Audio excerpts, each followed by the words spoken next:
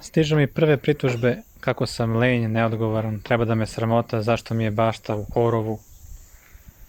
Pa znate kako? Meni je bolje da zapustim baštu nego da zapustim dete.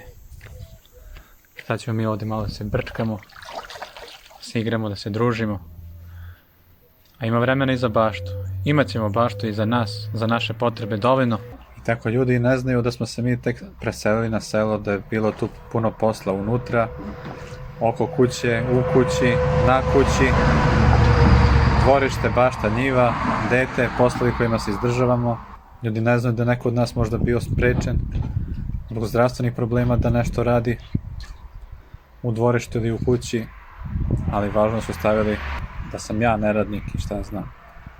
Meni je bitno da ja radim pošteno, da radim na svojoj zemlji, da je zdravo, imam svoje prioritete i po njima se usklađujem. Sad, da li će to nekome da se svidi ili neće, ja stvarno ne želim da brinem i da razmišljam o tome. Imam neki svoj cilj i ono što smatram da je dobro i korisno i najbolje u datom trenutku to i radim. A sad bilo ko sa strane je teško da može da stvori bilo kakvu realnu sliku.